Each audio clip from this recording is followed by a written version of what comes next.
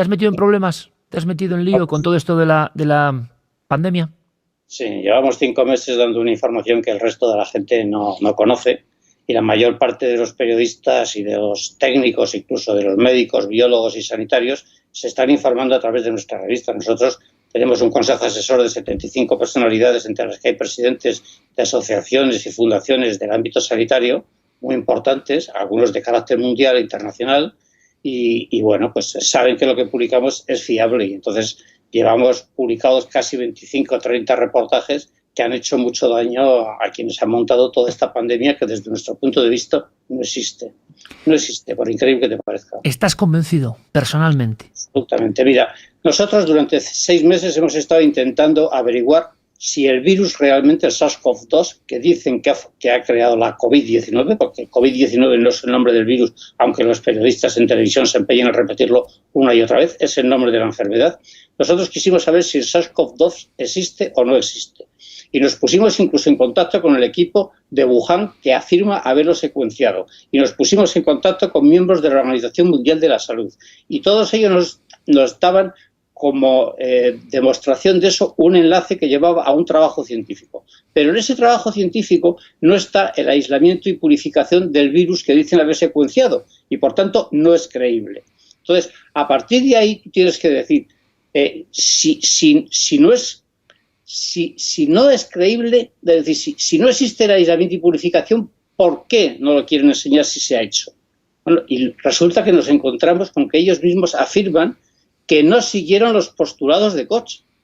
Y si no siguieron los postulados de Koch, lo que afirman haber descubierto es una estafa. Mira, los postulados de Koch son 5 y son muy sencillos. Cuando tú dices que existe un agente patógeno nuevo, tú tienes que encontrarlo en todos los afectados por la enfermedad, y la distribución en el cuerpo debe concordar con los órganos afectados. Es decir, si es un patógeno que afecta a los pulmones, debe estar en los pulmones. 2, no puede estar presente en pacientes afectados por otra enfermedad. 3, se tiene que poder aislar en estado puro, es decir, purificado. 4, si se cultiva debe ser capaz de reproducir la enfermedad si tú se lo inoculas a una persona sana. Y 5, en ese nuevo contagiado tú tienes que poder aislar el nuevo virus o el nuevo agente patógeno. Esos son los postulados de Koch. Bueno, pues los científicos de Wuhan, que afirman haber aislado y secuenciado el SARS-CoV-2, afirman ellos mismos que no siguieron los postulados de Koch. Y tú dices, ¿y entonces por qué los médicos, la OMS y los virólogos del mundo hacen caso de lo que dice ese equipo de científicos? Es que no lo entendemos. Y no lo entiende ninguno de los virólogos y médicos con los que hemos hablado. Sé de tu profesionalidad, y lo sé hace décadas. Sé que no puedes decir esto si no es así. Es decir, que a vosotros, cuando habéis ido la información, dices al equipo de Wuhan, os han dicho que esto no lo habían hecho. Entonces, ¿cómo es posible que convivan virólogos, especialistas en esto, que aseguran que esto sí ha sido, y personas como tú y los que te asesoran, que dicen que no? A mí es lo que no me entra a la cabeza. O sea, no entiendo. Te lo voy a explicar muy rápidamente. Ese virólogo no se ha molestado en entrar en la web de la Organización Mundial de la Salud, ni en los CDCs. Porque si tú entras en la web de la OMS o entras en la de los CDCs o entras a ver el estudio que los científicos chinos afirman haber hecho, son ellos los que reconocen no haber seguido los postulados de Koch. No nosotros, ellos. Punto. Se acabó la conversación. Lo que tiene que hacer ese virólogo es, por lo menos, leerse el informe y entrar en la página web de estas organizaciones. Ya está. Pero José Antonio, hablamos de expertos en coronavirus. ¿Qué sentido tendría? Este en concreto, te lo digo porque es alguien al que yo he recurrido y tenía yo esta duda, y es experto en coronavirus en concreto. Vamos a ver, demos un paso más. Pues cuando quedes con él la próxima vez, dile que si entra en la página de la Organización Mundial de la Salud y si ha visto el trabajo científico donde ellos mismos reconocen no haber seguido los postulados de Koch, lo reconocen los mismos chinos. ¿Pero qué voy a tener que demostrar yo cuando ellos mismos lo reconocen? Él me dice esto, que está fuera de duda esto que se ha hecho. Ahora bien, te digo una cosa, José Antonio, vamos a ver, demos un paso más allá. Existe esta división, y eso tú lo sabes, ¿bien? Existe esta división, vale. ¿Qué sentido habría, en tu opinión, siempre respetable, y además que sé que comparte un montón de gente? Es más, a mí todos los días me llegan mails y mensajes de gente que está más de acuerdo.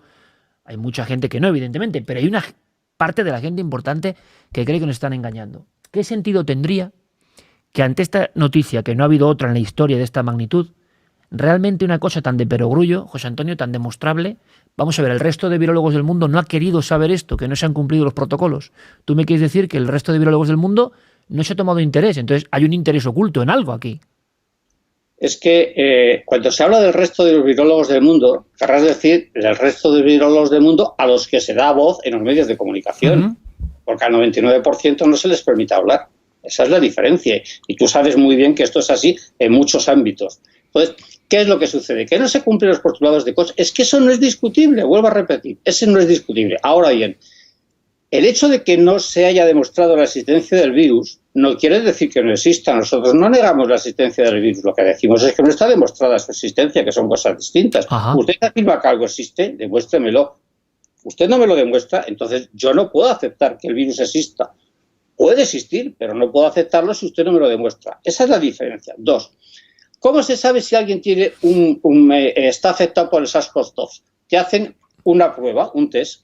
Durante muchos meses se estuvieron haciendo, incluso en España, por parte del gobierno español, los test de antígenos, de anticuerpos, para detectar bien las inmunoglobulinas M o las inmunoglobulinas G, porque eso demostraba que tú estabas afectado. Pero es que esas pruebas de anticuerpos no sirven para nada porque no son específicas.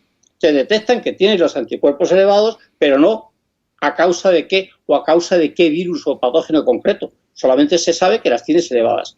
En cuanto a la técnica PCR, el test de la PCR, la propia Organización Mundial de la Salud y los Centros para el Control y Prevención de las Enfermedades de Estados Unidos dicen de nuevo en sus webs que el test puede dar positivo al SARS-CoV-2, a otros virus e incluso a bacterias.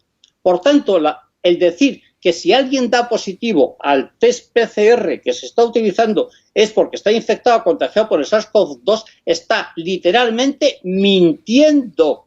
Mintiendo. Y lo dice la propia OMS y los CDCs de Estados Unidos. Mintiendo. Los test no sirven para nada y, por tanto, todas las cifras de contagiados y muertos que se achacan a la COVID-19 son un cuento chino. Tú puedes poner que tienes 43.000 contagiados o 143.000 o 50 millones. No tiene ninguna validez los test. Habrá más contagiados cuanto más test haya. Mira, si los test dan positivo o pueden dar positivo a cualquier virus o incluso a algunas bacterias, el hecho de que tú des positivo no quiere decir que estés infectado. Ni siquiera eso. Incluso aunque tengas el virus. Ahora vienen con el cuento chino de que si das positivo pero no tienes síntomas es que eres asintomático. No, hombre, si yo estoy sano y doy positivo es porque el test es una bazofia. Es decir, es el test el que está mal, no que yo estoy contagiado y enfermo aunque no tenga ningún síntoma. Pero hombre, por favor, ¿qué estafa es esa? Mira, el presidente de la República, creo que fue no sé si fue, no fuera de Madagascar, uno de los países africanos, ¿no? Sí. Creo que fue el de Kenia, ahora no me acuerdo. El hombre de la papaya, ¿te refieres? A este que decía... Es decir, este señor es biólogo, es presidente de un país, pero además es biólogo y dijo, bueno, hasta aquí hemos llegado, vamos a probar primero la fiabilidad de los test. Y lo probó en varios vegetales, animales y demás, a los que puso nombre de personas, y cuando les dieron los resultados, resultó que daba positivo a la papaya, que daba positivo a la piña, que daba positivo a un pájaro que se llama cuerda. Y luego otras personas han hecho lo mismo en el mundo y ha dado positivo a una cabra, ha dado positivo a un tigre, ha dado positivo a un gato. ¿Pero esto qué es? A eso da positivo. Entonces, yo la pregunta que me hago es, ¿por qué el gobierno español no ha cogido unos cuantos test y lo ha probado en un montón de historias?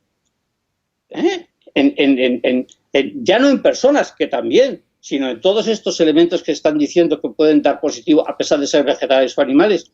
¿Se ha hecho alguna prueba en España? No. ¿Por qué? Estamos hablando de algo muy grave. Pero, claro, España ha sido la quiebra. Pero exacto. ¿Cómo no se hacen este tipo de pruebas? Vale, vayamos un